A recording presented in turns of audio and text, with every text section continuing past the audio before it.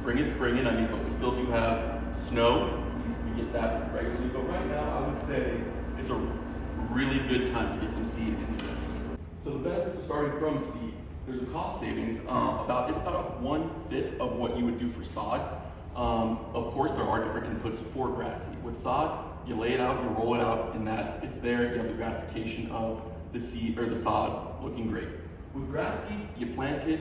We have everything that has 90-85% germ. So what that means, you're getting 85 to 90% of your stand when you plant that seed. So there will be more inputs to planting the grass seed to really get a good lush stand.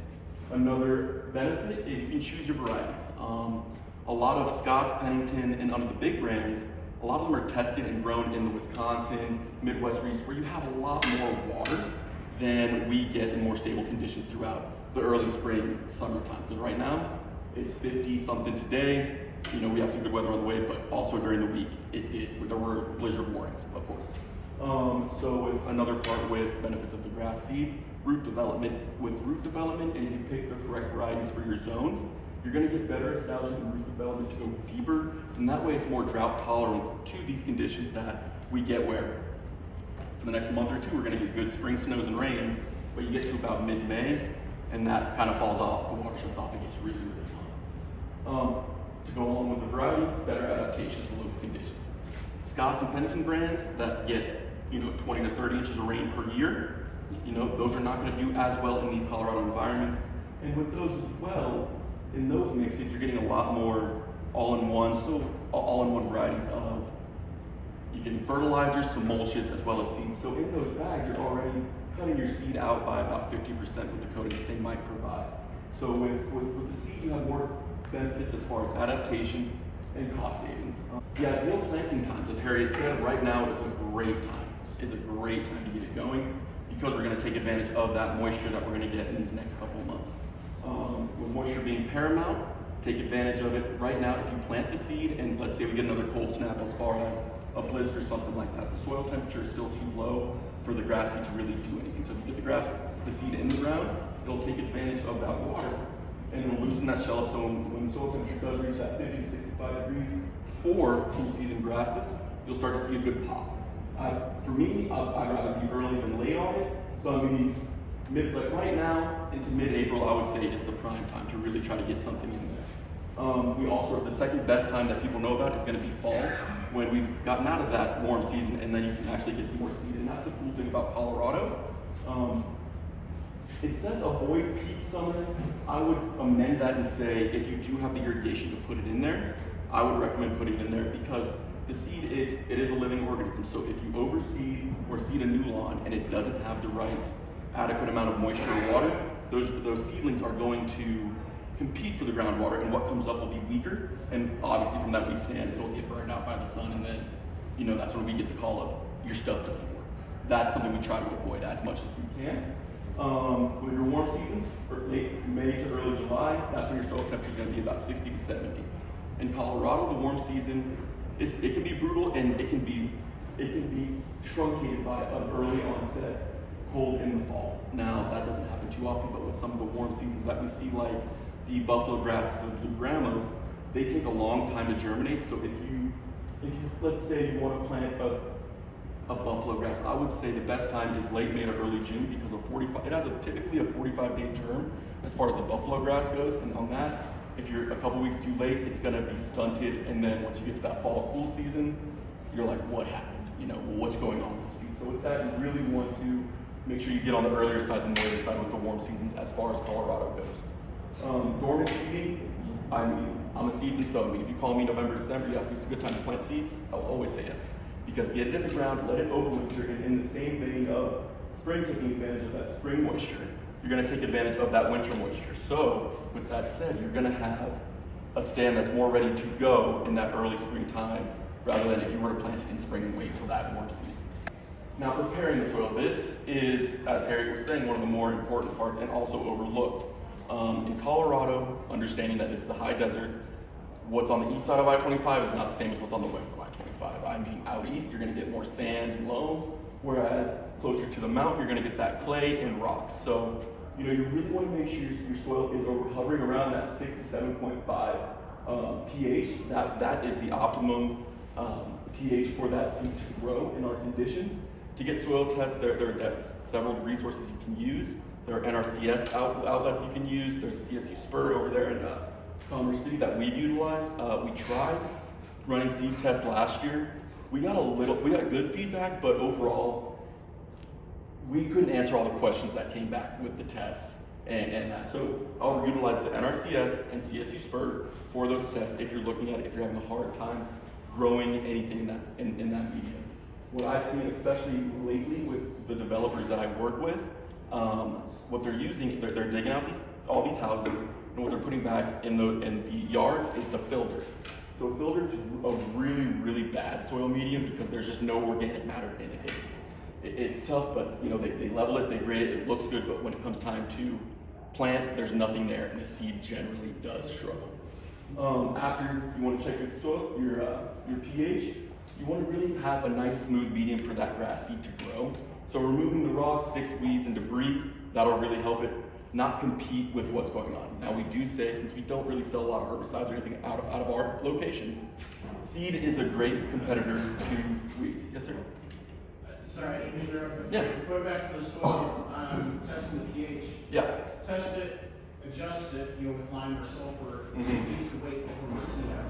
Yes, I would check your labels, look at leaching times and things like that, because along with what Harriet said about the selective herbicides and killing stands to put new stands in, you want to make sure that ground is not hot, it's not going to hurt that seed that you put in. So that is an important thing to look at and make sure you use that out.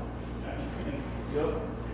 And then after you get that ground nice and clear of all the rocks, weeds, and sticks, tilling. This is one of the ones that I struggle with. A lot of people is they say, I'm going to go rent a tiller, I'm going to go till 7-8 inches deep, and that'll create a nice planting medium for our seed.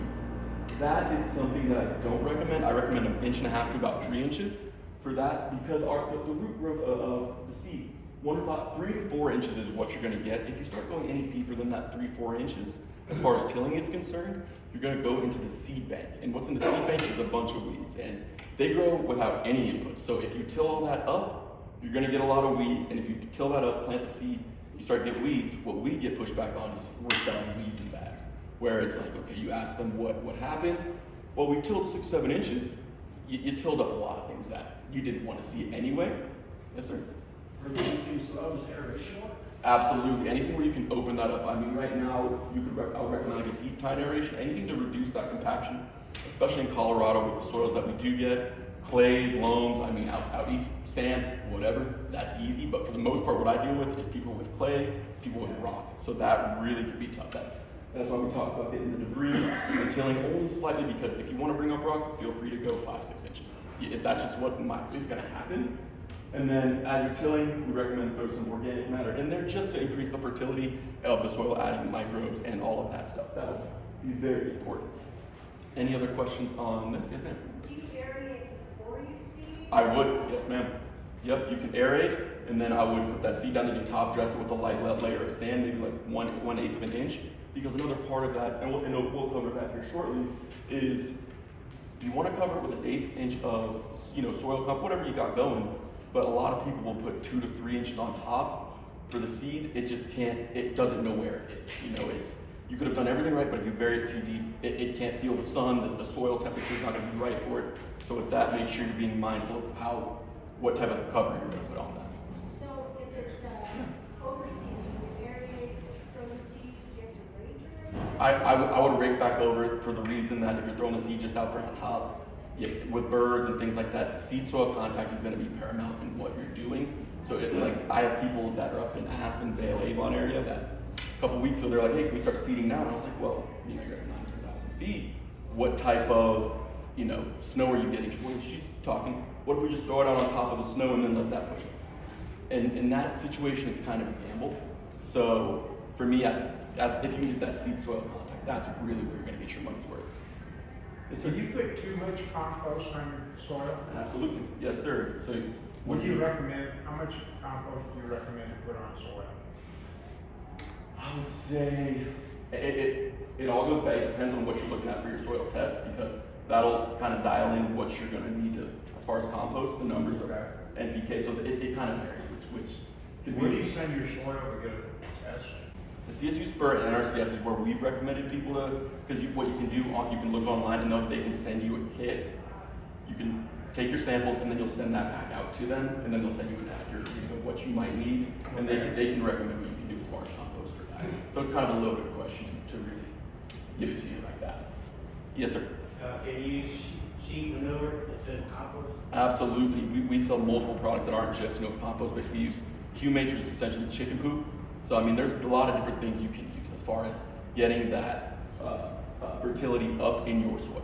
All right, leveling and grading. This is another issue that we do run into with people new seeding, and there's people that have overseed spots that generally, okay, there's one spot in your lawn that doesn't take as well because you might have a low point. So with leveling and grading, ensure if you get a 1 or 2% grade, that way it's running off, because I've seen a lot of people, like, and over time it just happens with erosion that you are going to settle. The seed or your spots will settle, create low points, and with that, if you can raise that, you can raise it with sand. You can do with aeration. You can add some sand in that and kind of raise your level. That's kind of what we did when I worked for CSU Sports Turf. We have a lot of big boys running around there and tamping that down. So we would add sand layers and overseed all the time just to keep that level up. So we weren't really dealing with these low spots. You want it to be firm but not compact. That's why we're talking about aerating and things like that. If you're going to overseed, let's aerate. Let's pop some holes in there, open up that soil. That way you can breathe a little bit. Because if it's too compact, those roots will start to shoot down. They'll curl up, and you'll have a 1.5 inch seed layer or root zone, and that's just not efficient as far as durability, toughness. It'll rip out. It just won't flourish the way you want it to be. That's a general rule of thumb there for just keeping it firm, not compact. You should want to lightly roll it, but you don't want it to be just basketball hard. You don't want to be rock hard with that. So sowing the seed, everyone has different areas, different things like that. I was talking to him earlier about, he has a bird feeder that all the birds, they come to take a seed, and everything under that bird feeder is now struggling. There is mitigation you have to do. There's certain zones that you have to really be cognizant of when you are seeding. So you want to match the seed to what your profile is. If you have a deciduous tree that your grass under it is going to be in the shade 75-80%, I would look for items, fescues and things of that nature work better for shady environments, whereas a bluegrass under those environments, it can struggle. So make sure with what you're doing and where you're seeding, you want to make sure that it's compatible. You want to spread it evenly. I have people that, it's retail people as well as landscapers will have 3,000 square feet of an area that's lightly irrigated, and we recommend 2 to 3 pounds per 1,000 of seed in those areas. They'll call and say, hey, I want a 25-pound bag for that area. Unfortunately, there's depreciating returns with adding more seed to that. If you have piles of seed, once again, it's a living thing. They're going to compete for that water. So if you want to make sure that you're providing enough water to the species so you are getting that strong stand. If you don't, you're running into problems, and then you're just not going to get the coverage and the uniform look of that seed if you spread it too heavy, and the same if you spread it too sparse. We always say if you're spreading the seed, you want to do it perpendicular. So you want to go one way, all the way, and then perpendicular. So that you want to make it look like, in simple terms, pepper on a hard-boiled egg is kind of the seeding, is how you kind of want it to look, right? And then once again, as we were saying, those areas that you serve right over that area with about an inch of soil. Nothing more than that, an eighth of an inch. Because you get to that point where you cover it too deep, it's not going to know where it is. Yes, ma'am? You mentioned 2 to 3 pounds per, what was that ratio? Per 1,000 square feet. Mm-hmm. Yep, and that's a standard seeding rate based off of the lawns that we have here in Colorado. A lot of people don't have the big areas in the metro area, so that's kind of what we say as far as if you do have good irrigation. If you don't, I would cut that in half, about 1 to 2 if you can. Let's see. Once again, Quick question on the ratio. Is that the same ratio for overseeding? for overseeding, you're going to cut that in about half. So we're talking 2 to 3, 1 to 2 for that, because you already have that establishment. You really don't want to overcrowd that area and then create unwanted competition. Once again, tamping the soil, you want to create that seed-soil contact. The seed wants to know that it has something below it, something above it, but not too much above it. It is kind of what we say. And then if you're in areas that are very windy, very arid, cover it with some mulch or a blanket that will hold a little bit more moisture, and also protect it from, if it's an open area, we struggle out east with a lot of birds coming and eating the seed. So with that, we recommend covering that pretty well. I have a question about straw. Absolutely. Like straw bales, pretty cost effective. Absolutely. But there's a lot of weeds seed in those. In those straws, yeah. So And yeah. there's different types of straw. So which straw are you recommending? So the straw that we carry, it's a profile product. It's a hand applied. It's a weed-free straw with a 3% tackifier in it. And so what the tackifier does, it's more or less, for a better term, it's a natural glue. So once we sell them in 50-pound bales, and those bales cover about 550 to 600 square feet per. So with that, you spread it out there, and once you get it wet, it'll really tamp down. It holds moisture, and it'll hold that seed in place. And those are cost-effective ways to go, because we have struggled with, this for me probably about 6 years ago, is we did have these straw bales that we were selling out there that did have weeds, and that became an issue. So we switched up suppliers, and then with these hand-applied bales, we've seen a lot better success. I mean, we sold those to people for grassy, chicken areas. It's an overall good product for areas that. Your straw bales, where you get them here from here, or you sell them wholesale? No, so we sell them out of our location to retail. We get them from Profile. I believe it's somewhere up in Washington. But yeah, we sell them out of our place. To retail, do you sell them to individual? I mean, well, not wholesale, but retail. Like individual, like homeowners? Absolutely. Yep. We have those at our location. Yes, sir. What about peat moss? Peat moss, another great medium. Anything where you can get it covered and that'll hold some water in there for you, that'll be a good one. We're not limiting people to what they want as far as their coverages and their mulches that they use. All right, so as far as watering, this is an important part, and this is another point where it can vary based off of your soil type, your wind conditions, a lot of different things. So please ask questions as they pertain to your area. But when we're talking about water, when we get that seed in the ground, I want you to water about 3 times a week, 1 to 2 times a day, the first 4 to 6 weeks. This will ensure that you have the right moisture to those seedlings. But to be careful with that is you want to make sure in these waterings that you're getting good percolation of the water into the soil, because we don't want any oversaturation, you don't want any pooling. You have pooling, you're going to rot the seed out, and those areas will become mushy and just you can get diseases, and those diseases can spread, unfortunately. So with what we say with the 3 days a week, 1 to 2 times a day, just make sure you're monitoring what that soil looks like after the first watering to make sure that you're really doing an effective watering cycle. Mowing it, 3 to 4 inches is the standard of what we say. Once you get 3 to 4 inches, it's not going to be that light pubescent hair. It's going to have a little bit of vigor to it, so it's going to be able to handle it cutting on it. Another important part with cutting of these new seedlings and new stands. Mowers, you want to make sure your mowers have sharp blades, so they're cutting clean blades. I know that's harder to really monitor, but the clean cuts will really close that cell up, so they're not going to be susceptible to water funguses and things like that. And there are varieties that we do have that have, for instance, tall fescue has endophytes in it, so that has a natural fungus protector for lawns. So that is a more resilient variety to put in if you have necrotic ring spot and winter kill and things like that. It really does well to prevent those diseases and dying and spreading, things like that. Fertilize, as Harriet said, I would recommend, people like to do it seed and put the fertilizer down at the same time.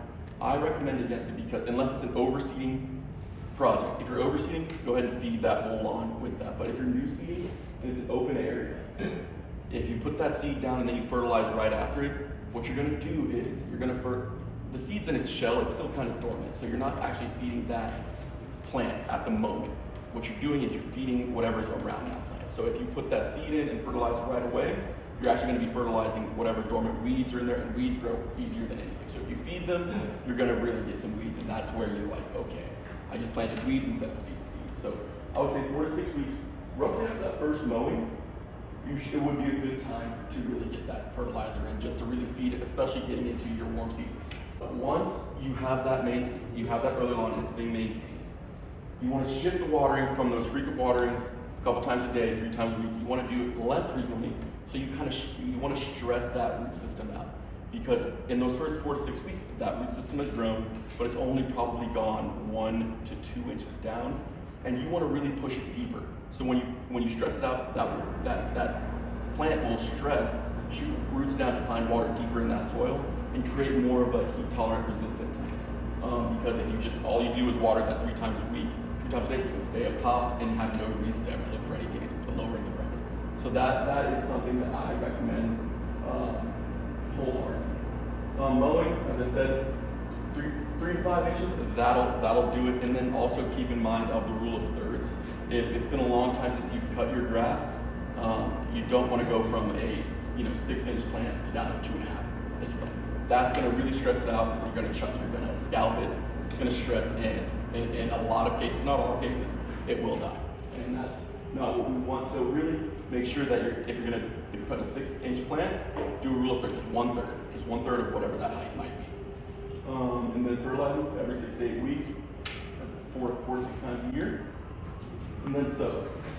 When you're troubleshooting these seeded lawns, you got onion growth, just overseed, and what you can do to overseed those areas, lightly rake out that area. If there's any thatch, get down to that soil, get down to that medium, and then you'll want to overseed there. And once again, rake that area that you just raked out, just rake that over, 1/8 inch of soil there. If you have weed issues, like Harriet was saying, if you can catch it early enough, you can do a selective herbicide because it's only attacking the active plants. So the seed in the ground won't be hurt, but once again, check your labels to make sure that you are targeting the correct plant, because people have, in cases, said, hey, I nuked my hole in your lawn, what do I do? So just be careful of that. Overwatering, weak, mushy, and it'll start to get a little gray. With that, simply pull back the watering. You want that area to be moist, you don't want it to be oversaturated or soaked. Foot traffic, we recommend once you plant these areas, and I know with people that we work with have a lot of dogs, do what you can to rope off that area and keep that area clear of the dogs, because yes, getting that seed soil contact, dogs can get that input. Dogs, they have their paths, and they will run that thing to a point where it's almost untenable. So when you're looking at things like that, you just really want to always be cognizant of how am I affecting the seed. If you plant the seed, because in my HOA, they'll plant the seed, they won't rope it off, and then the mowers come 2 days later and rip it all out. So that's kind of a struggle I have with my HOA, but it's an HOA, so what can I do? Any questions on any areas that you guys have that you have seen? Yes, ma'am. On the subject of pets, Mm-hmm. so do you have any, currently my lawn has like little brown spots. Mm-hmm. My landlord seems to think that that's from urination from my pet versus one of these other factors. Do you have any notes or thoughts on those things? What kind, is it a boy dog or a girl dog? Girl. So unfortunately for girl dogs, I had a dog myself, and we struggle with the same thing. It's because of when they squat and pee, the urea in their urine, it is burning those areas. So what you can do, there are products out there, like a Revive product. We don't sell it, so I don't know too much about it. But what you can do, you can use a product like that, or a little more labor intensive is once your dog pees out there, you can flood out that zone. But that is a little labor intensive to do it all the time. But I would look into Revive products and things like that to see what you can do for those yellow spots. When you come to natural grass, it really keeps things a lot cooler around your house and things like that, because people are really trying to go with more rocks or artificial turf. This will stay maintained about 85 degrees for the most part, whereas your artificial turfs in 85, 90 degrees, you're looking at 140 to 160 degree temperatures. And near your house, that's going to raise your temperatures, use more AC, and not overall be that efficient. And once again, what sod grows grass is good. The people waste the most water. From studies of the sod growers that we've done this year, just based on trying to battle this legal stuff that they're trying to do, is all Colorado landscapes, all of the water in Denver, the grass takes up 3% of the total budget, but still we're battling that grass is not good, it's wasteful. Kentucky bluegrass is a water hog. I don't necessarily think that's true, especially with all the new formulations and varieties that come out of Rutgers, our fields in the Pacific Northwest. A lot of our water, or our varieties now, are water smart. People give the bluegrass a bad rap of it's just a hog, it's this. It's actually developed now to really go into its own dormancy to save itself from water, from using too much water. And it's tough to be like, the grass is wasting all of the water when I drive to work and I see this down the streets. You see old faithfuls everywhere. But as far as that goes, that is the presentation on seed. Any other questions I can answer for you guys? I have one. Absolutely. Do you recommend the soil tests that you can just buy at like Waste Hardware and stuff like that, or? I believe that anything you can do to really understand your ground more before you plant, I think is a benefit. Whether the accuracy of them, I can't speak to it, but it's going to give you more information than you had before. So I would say yes, you can definitely do that. Any other questions? Yes, sir. How do you guys fall on clover lawns? On clover lawns, like with white Dutch clover or something like that. Clover or... I'm a fan of it because, especially in the white Dutch clover sense, it's a nitrogen fixing plant. It's dwarfed from nitrogen fixing, so you're putting essentially a mini fertilizer in your lawn. And from my understanding of Denver years ago, I'm talking probably the 70s and 80s, clover lawns were pretty much the standard of what was here, and then you get to the 90s and 2000s. It aesthetically isn't the most pleasing thing. It looks like you just have a weedy dandelion type lawn. For me, we sell a lot of it. We sell a lot of it to the garden centers because that's what's cycles come back around. So people were out on it, and now people are right back in on it. It's super durable. It's durable. It doesn't need Yeah. water. I mean, we're hiring if you want to work for us. No, I don't know if you guys had we don't like that because of this or... I recommend it. I recommend it. I think it's a great value to a lawn, especially if you want something that's going to feed it. It's a slow fertilizer throughout the whole season, in my opinion. Unfortunately, there's not a whole lot of people on board with that, so we can't put it in stock mixes yet. But we do have people that are reaching out to us to put, like we'll sell our stock turf mixes with a pound or two of that white Dutch clover because I mean, you're only seeding it. It's a pound per 1,000 square feet, and right now it's probably like a $6 per pound thing. So I mean, it can go a long way with a little bit of seed. So I do recommend that. And it's the same sequencing and everything for that. Yes. Yep. This was painted with a broad stroke of how we recommend to our clients of how to seed and what to do for optimum performance. What about like meadowgrass front yards or meadowgrass seeds? Along with what's going on as far as trying to remove these Kentucky bluegrass and wasteful lawns, we're doing a lot more transition Just mixes. more of a xeriscape type of look. Yeah. As opposed to something manicured. Mhm. But it's still a good grass. 100%. Absolutely, because we actually started selling here, and I would check it out, the Nature's Choice mix here. It's 70% wheatgrass and about 30% of turf type grasses. What that's gonna do is you're gonna get all the drought tolerance of these meadow and field grasses, but you're gonna still get a nice thick lush lawn that's gonna be soft to play on, aesthetically pleasing, and we can have people throw that Dutch clover in there as well. So I mean, you can get, and that's what I think a cool part of the seed industry is you can get as creative as you like with it. And I mean, there's no one good way to do it, and that's what I like to preach. There's not what I just did here. You could follow it and it works. You could follow it and it might not work. It's very area dependent and how creative you want to get with it. Thanks. Yep. We just moved into our house, and every morning, I have nothing growing right now. Yeah. But every morning, there's like 3-4 rabbits out there. If I throw grass seed, are they gonna eat it all? Or do you think we'd be wasting money? Yep. I think you're going to be fine. I mean, rabbits are going to be rabbits. Unfortunately, I don't think they're as invasive or dangerous as perhaps like deer might be. Because the deer, we've struggled with that with all of our wildflowers. And the biggest question we've gotten over the last couple of years is, what wildflowers do you have that are deer resistant? Unfortunately, deer will do whatever the hell they want. So with that, I would say plant the seed, and you're going to get what you're going to get, And because I mean, without a pellet gun, those rabbits are going to be there, unfortunately. So I would plant that seed, and let's see what happens. I really would. Yes.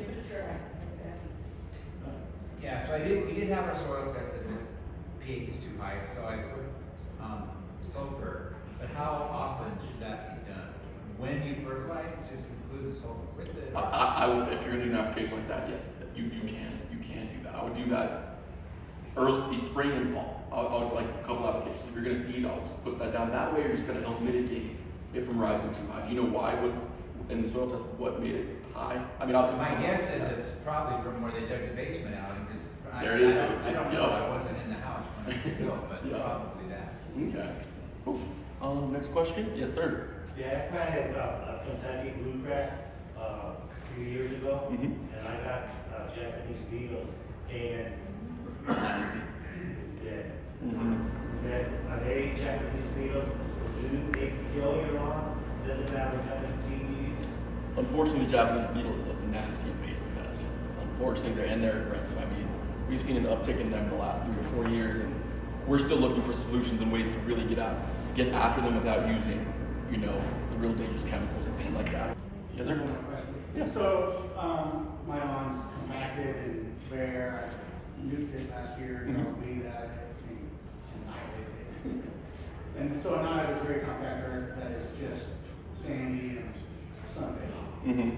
What is the harm in assuming that I need to put sulfur in it anyway? Because there's nothing organic in it. Is there too much of that possibility?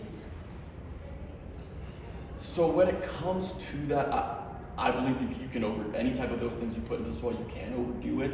So once again, in moderation as far as how you would do it, because you're doing that right before you're planting. Yeah, You have I'm that. gonna get this going. Mhm. I wanna go ahead and put some amendments to it and get the aerated until Mhm. done some topsoil delivered and all that stuff. And I just wanna get it going. Yeah. I don't assume that earth is toast.